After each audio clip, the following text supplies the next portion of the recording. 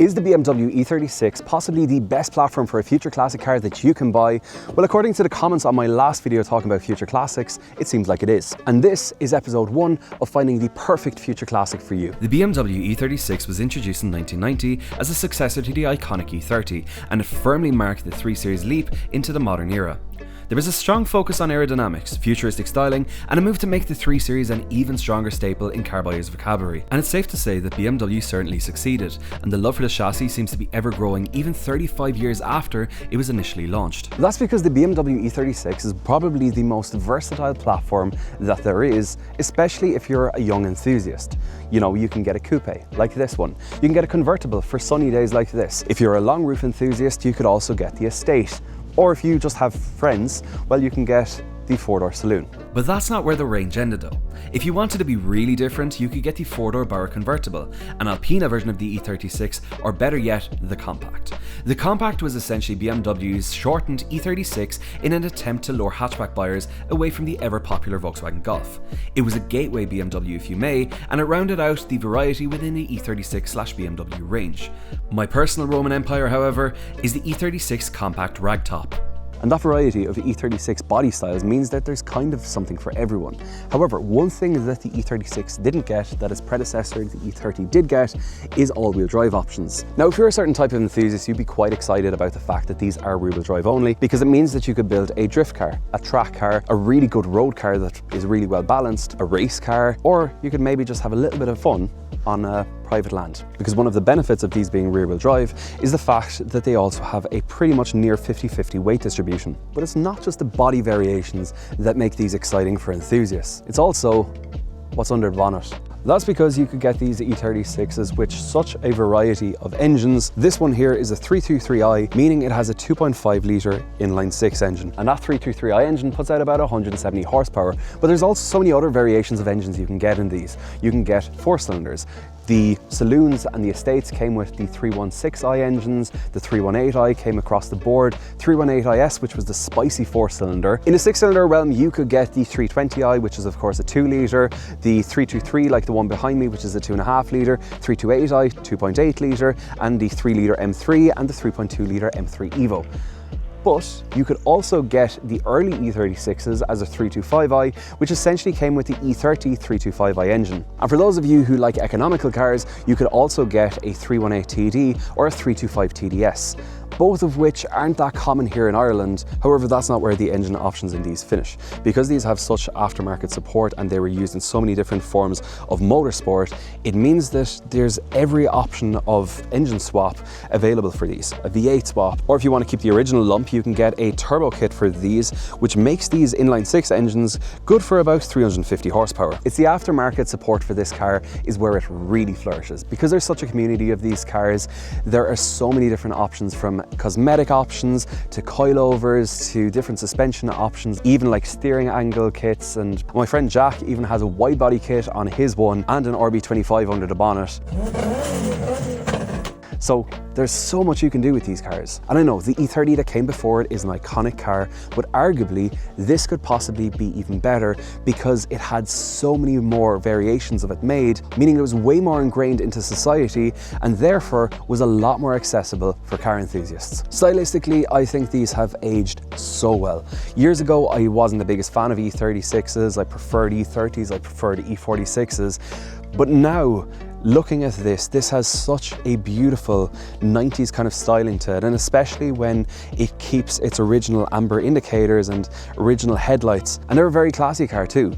Don't forget that aside from her Audi cabriolets, Princess Diana also had a couple of these as well, meaning you could have these if you were an enthusiast, if you wanted to modify a car, or if you just wanted a classy cruiser, then you could get one of these too. And even the interior in these is such a nice place to be as well.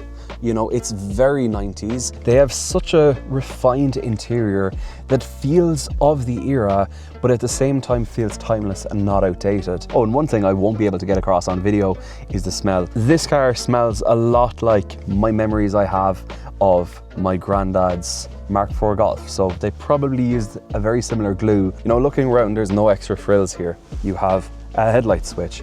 You have clocks that do exactly and tell you exactly what you need to know, including the one that later BMWs didn't have, which was the water temperature. You know, everything's quite simple. You have a really nice big vent here. You have a dash that's actually quite far away because this car doesn't have an airbag for the passenger. Standard heater controls here, and yeah, a very kind of Bauhaus style clock here. 5-speed manual gearbox in this car. Hazard switch here in the middle, of course, cigarette or ashtray, and also window switches here in the middle, meaning that your passenger could put up or down the driver's window as well. BMW decided to use exactly the same window switch for their sunroof up here as well. Literally the exact same switch. Oh. Window switch is doing a great job. So it's my first time driving an E36 in a while.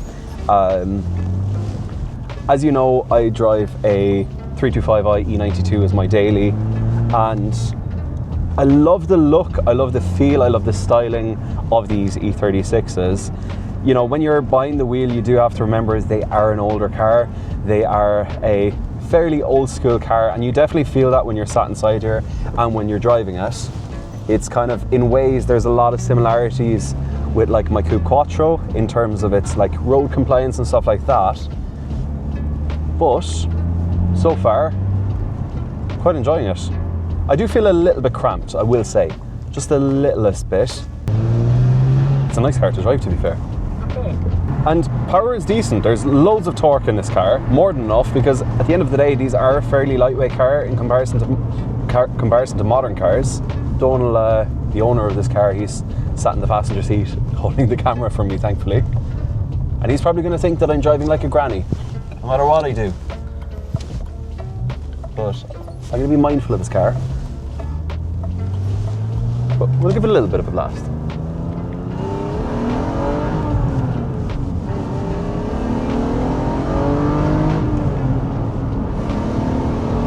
That's actually lively enough, and it's quite a lively little car. I don't think I would have expected that it has quite as much torque down low. I actually would have thought that a lot of the power is up high. But I think if you're getting into this as like one of your first future classics, you'd be really happy with this. Donal owns this. He also has a wealth of other future classics. Some of them might be future classics, some of them not so much. He has an E39 535i, he has this, he has a Lexus IS200, which again, questionable of whether that's actually going to be a future classic or not. And he also has a, what else do you have? Oh, Ford Sierras. I'm not revving it out fully, again it's his car. Or maybe I will. Pretty good power out of these. I'm really happy with this, and I think anyone that buys one of these as a future classic definitely would be. The only bad thing about driving this car now is the fact that I kind of want one. And as you can tell, I'm currently wearing my Audi jacket, so I shouldn't like this as much as I do, but I do. Yeah, nicht gut. What I will say is E36s are one of those cars that they're such a universal enthusiast car that anyone you pass in one of these will probably look anyway. Even if they don't love E36s, they're just like, oh, that's cool. And I think that's probably another appeal of cars like E36s, because there were so many of them made.